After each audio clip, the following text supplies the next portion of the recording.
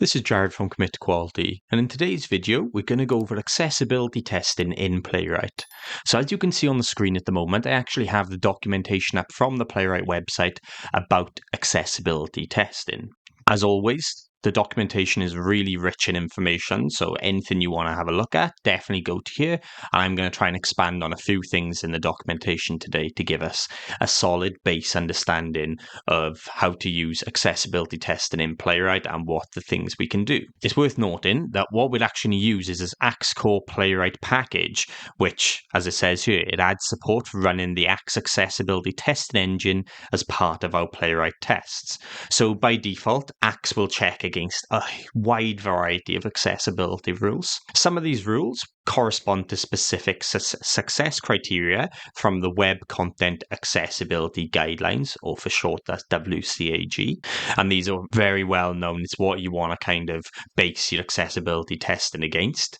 And then I should say as well, so you've got a lot, will be rules based on that, but there's also others which are best practice rules that are not specifically required by the kind of the WCAG criteria. We're going to cover in this video how you can constrain an accessibility scan to only run those rules which are specifically tagged. We'll show you how we can do it via best practice, and that's using tags and everything else. We're going to show how we can attach the results to our output as well. And then we're also going to show how we can do all of this in a test file and then migrate it to a fixtures file as well and use it as parts of a fixture. Now, the reason I got this up is I wanted to walk through this as well. There's a disclaimer on here, and it's a very good disclaimer to put on, but it's mentioning that automated accessibility tests can detect some common accessibility problems, such as missing or invalid properties, but when you want to do accessibility testing, a lot of the time, a lot of it can only be discovered through manual testing. So even though we're going to be showing you how we can do this via an automated process, you're still going to want to use manual testing tools for the accessibility checks. You should be able to cover off things through automation, which should speed up your process and make your life a little bit better. I definitely recommend going through these links and having a look as well, because you want a real solid understanding of accessibility testing, what you can do via automation and what is better to do as manual testing, and then you've got a happy medium through it all. So let's go into our test pack and let's start writing some things. So at the moment, all I'm doing is going to the commitquality.com practice API page, and this is the page we're going to check for any kind of accessibility problems. Now, as mentioned, we are going to want to use this package. So let's go to the link. So we already have Playwright installed, so let's just take this one. And as always, we're just going to do this in our terminal, hit enter, and we'll wait for that to install. Perfect, so that's all good. So that means now we should be able to import the Axe Builder. So we'll say import Axe Builder from, and there we are, Axe Core Playwright. Perfect. So that means we're ready to start using things. So we've gone to this web page, which let's just do this in Chrome just to show you. It's just one of the practice pages I have, and it's just got API calls, and there's some accessibility problems with this, which is why I wanted to show it on this page. So the first thing we want to do is it's very important to make sure that the page is fully loaded and everything is good before we start running our kind of analyze method, which is the one that's gonna examine the page for accessibility issues. So what I'm going to do is say await page.locator, and I think there's a backlink, which is there we are. We got the back to practice. So if I inspect that, perfect. We can say backlink here. We could also get by data test ID here, but I'll just use class for this, and we're going to say wait for. Perfect. So like I said, we need this in there because we want to make sure that it's fully loaded, everything's okay before we start analyzing anything.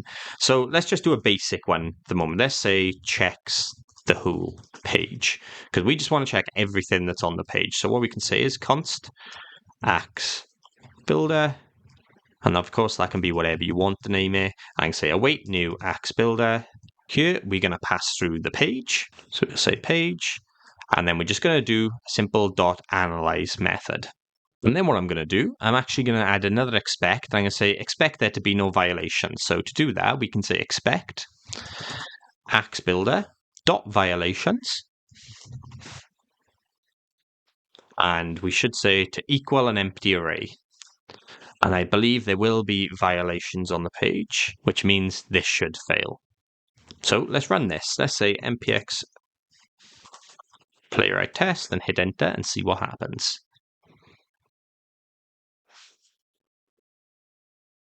Awesome. So as expected, we can see some failures, and you can see inside here, inside the array object, it's given us a bunch of things that's got problems with. So this one is ensure the document has a main landmark. You can also see then the what tags this hits. So we touched on tags at the start of this video, but we'll go through them in a bit more detail, a little bit time. But here you can see it's best practice. You can see a bunch of the different problems. So let's close this down.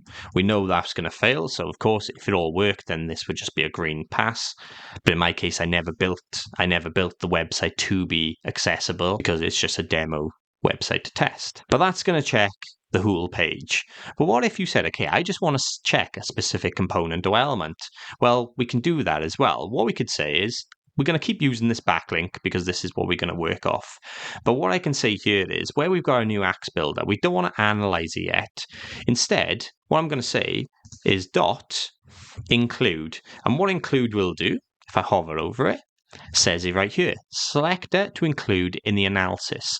And this may be called a number of times. So you could have multiple things you want to check. It hasn't just got to be one. But in my case, what if I said, okay, I want the backlink selector to be tested, and let's say dot analyze. So what we should see now is only the backlink is going to be checked in this case. It's not doing the whole page. And I don't actually know if I had any issues, but we could go through this and see if there was. But let's just run it and see what happens. Hopefully, because it's just a link, it should all be good, and that should pass. There we are, it passed. Because at this point, we've decided to just start looking for the backlink. Now, what happens if we don't find a locator? So let's add some onto it and rerun the test. Now, of course, this locator doesn't exist. What you'll see here is it fails, and it tells you that no elements were found that was included in the page context. So even if you have something wrong, you know it's not just going to be a false positive. It's actually going to fall over and tell you what's gone wrong. Cool. So with that cleared down and that put back to normal, what I want to show you now is the exclude method you can add onto here as well. So I just want to rerun this test to show the failures, and we're going to pick out, say, a specific failure. I don't know which one yet. Let's just have a quick look through this. Page heading 1, is there anything? Okay, perfect. This last one, we've got H2 API calls. So what if I said, okay, I know about a specific problem, or maybe I'm just not too worried about it? Well, just like includes, where we can narrow things down, we can also exclude things from our checks. So let's close this down and remember that H2 problem. So before analyze, let's add an exclude, and we'll say exclude the H2 locator from the analysis. Now let's rerun this. Now, of course, we're still going to expect failures because there's more failures on the page, but we should see less. So immediately, I think received before was 125 instead of 103 because we know something's missing. And if we look through now, I'll even do a control and find, you won't see anything about the H2 apart from the actual code itself because that has been excluded. Awesome. So that's the very basics of just adding these into a simple test. But we touched on tags before, where we said that we could choose what we want to search for. And an example of this will be that the accessibility insights for web's automated checks only include Axe rules that test for violations of the WCAG-A and AA success criteria. And to match this behavior, we could use tags for this, where we can say, right, I want to choose just the A and AA success criteria. How do we do that then? Well, Playwright have made this really, really easy. We have our base here, and tell you what, let's just get rid of this excludes from here. And instead now, I'm going to use the with tags. And here is where we can pass through whatever tags we want to. So I know that tag is going to be WCAG2A. And tell you what, we'll add, what do we say? It was WCAG2AA because we wanted the success criteria for A and AA. Let's just copy this a minute to make things a little bit easier. Here we want 21A, and then we want 21AA. And I've gone through these tags because I've looked for the tag name for the WCAG success criteria on Google. If I just bring it over, I can show you this where we've got a bunch of them. So you saw there was one that was failing on the best practice. So what I'm going to do is I'm saying, don't worry about best practices at this point. I just want to worry about the WCAG 2.0 level A and level AA and also the 2.1 as well. What we should see now is either it'll be a full pass. I'm not sure what this web page will be, but either a full pass or we should at least see some cut down. Because when we first looked at analyzing the page, we saw some best practice failures which didn't have the tags of these, so all should be really good. So let's hit NPX Playwright test and see what fails. And there we are. Everything has passed because of that. And what I can do is I can make it fail again by saying, I believe, was it, let's just double check. I think it was best hyphen practice. Yes, it was. So let's take that and put that into here. And what we should see now is some failures appear again. Oh, that's because there was a space. And there we are. We can see now the failures have picked back up and it's got the tags of best practice, and once again, best practice. So everything on this page is just failing due to these best practices, which still isn't a good thing. But once again, if you only want to test against certain success criteria, you can use these tags. Awesome. So before we carry on, I want to make this fail again for a moment because I want to touch on rules. So here we have descriptions of all the rules that are being broken for these success criterias. So for example, I'm just going to pick on this one. I don't know why I've just scrolled this, but we've got ensures all page content is contained by landmarks. Now, what if we said we want to exclude this specific rule? There's a very useful GitHub which will tell us all about rule descriptions. So what I can actually do is they all have these rule IDs. So if we pick on this one and copy it, I'll put a link to this in the description as well because it'll be very handy. Or you can just Google for WCAG rule, AA and AA rules, and this will be the first thing that pops up. But if I do a Control F, you can see here that this is the rule name, and this rule ID, the rule ID for this is region. So what I can actually do is in Playwright, I can say disable this rule, and it'll stop looking for anything related to this. So we'll keep the tags on because it doesn't really matter for a minute. But now I'm going to say disable rules. And with this, you pass through an array because, of course, you could have multiple rules you want to ignore. And I'm just going to say region, which is the rule ID for this rule. Now what I'm expecting is when I save and rerun this, as you can imagine, it shouldn't complain about this rule anymore. Okay, perfect. So you can already see received is much smaller, which is giving a good indication that rule has been ignored. If I just go back to this test and we'll do a search for this description just to make sure, we shouldn't see it anymore. And that's because we disabled that rule. And once again, as you just probably noticed, this is an array, so this can take in as many rules as you want it to. Of course, you want to use this with caution and make sure that you're not disabling things you shouldn't be. Let's close out this and clear this down. And there's just kind of one more thing I want to touch on before we turn our attention to moving this to a fixture so we can keep our test files really nice and simple with this. But the last thing I want to talk about is attaching results. So just note, most accessibility tests are primarily concerned with the violations property of the scan results. However, the scan results contain more than just violations. So for example, the results also contain information about the rules which passed, about elements which acts found to have inconclusive results for some rules, and all this information can be really useful for debugging tests that aren't detecting all the violations you're expecting them to. So to include all of the scan results as part of your test results for debugging purposes, you can add the scan results as a test attachment using testinfo.attach, and then basically reporters can then embed or link to the full results as part of your test output.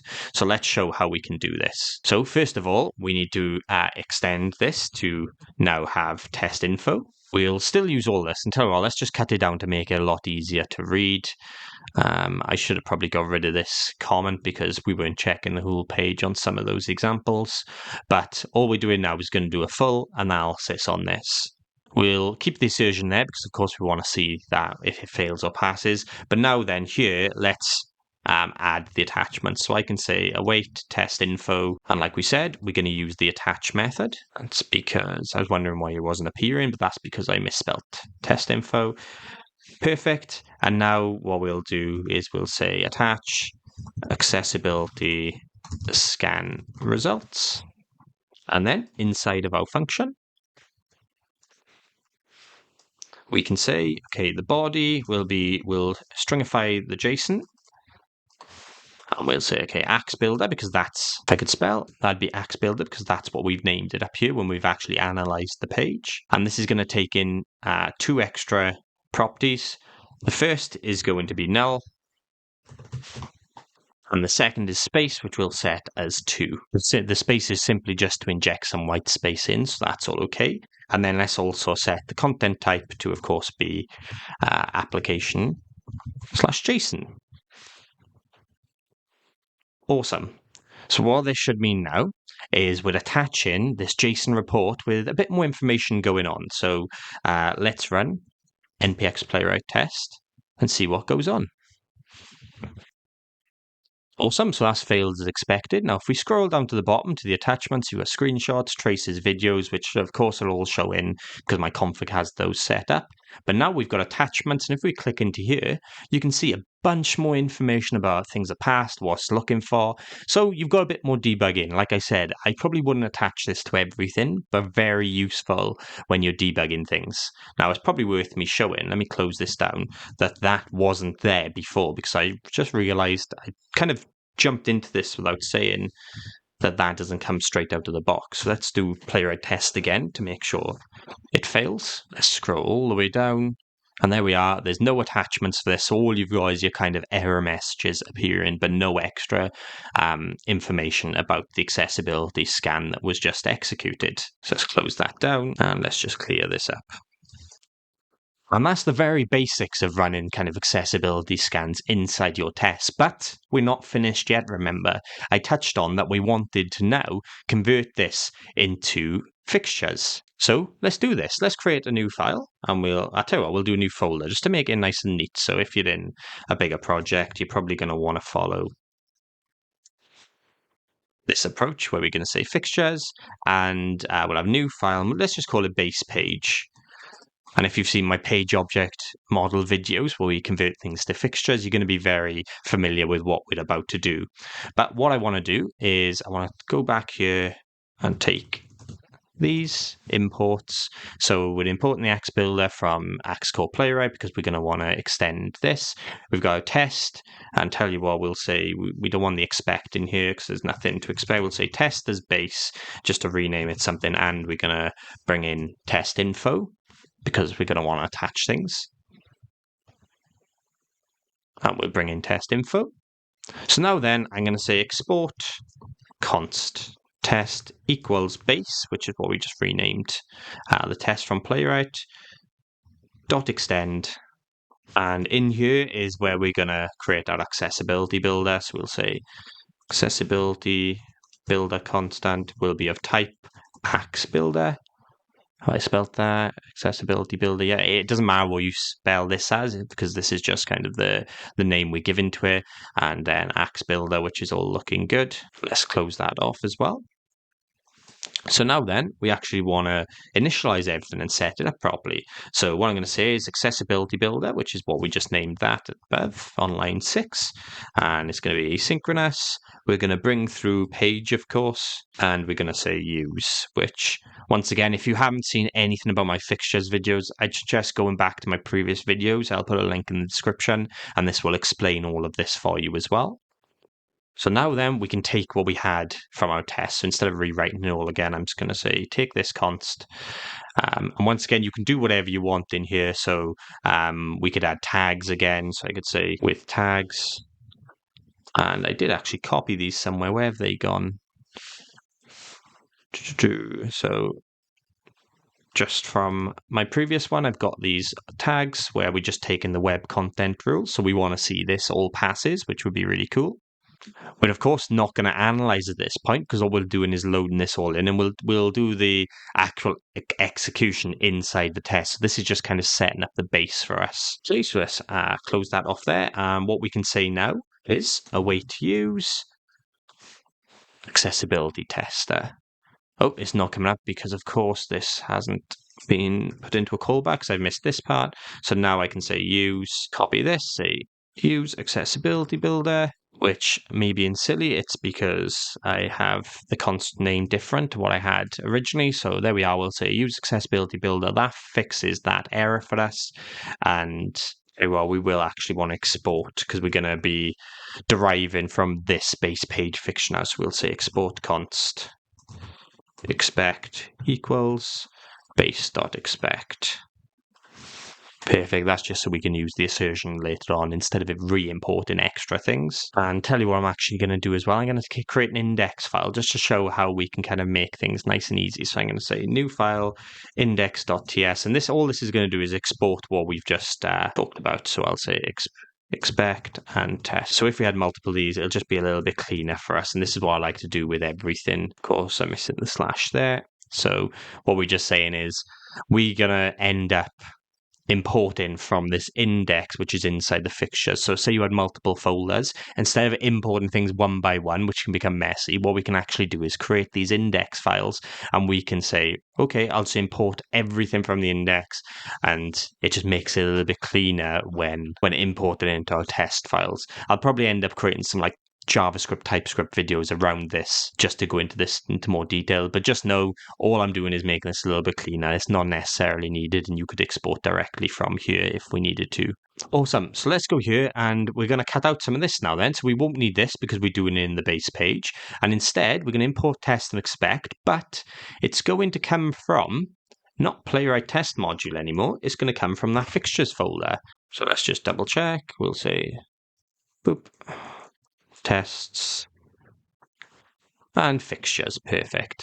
So it's going to read from the index and knows what we need to grab from there. So we've got our page.goto, we've got our page.locator. We don't need to create this new full axe builder again, but what we can do is we can bring it directly from our fixture. So tell you what, let's get rid of this for a moment because we're not going to really need that. We'll keep our expect, but now then we want to say, okay, bring my accessibility builder fixture in, and instead of await new axe builder, we're going to say await accessibility builder, which is from the fixture, dot analyze.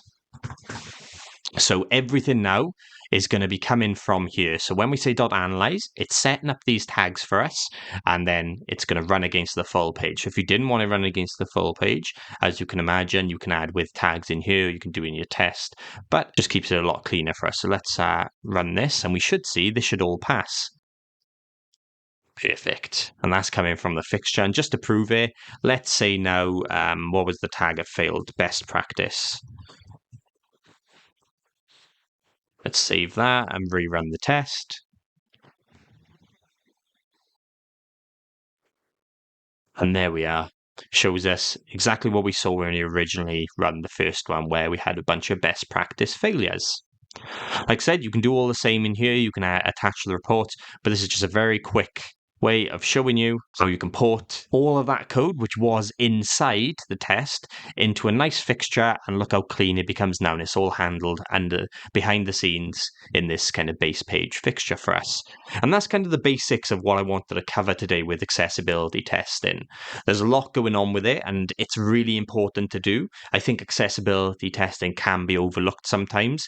Like I said, this isn't going to satisfy everything, and you can't just cut out the manual side of it, but it can definitely help speed things up, and it can help you find issues that you may have not looked at before. As always, if you do have any questions or comments, please drop them down below. A like and subscribe is appreciated. If you find this content useful, I have enabled super thanks so you can help donate and continue to support my channel to make videos like these. As always, thank you for watching and have a good day.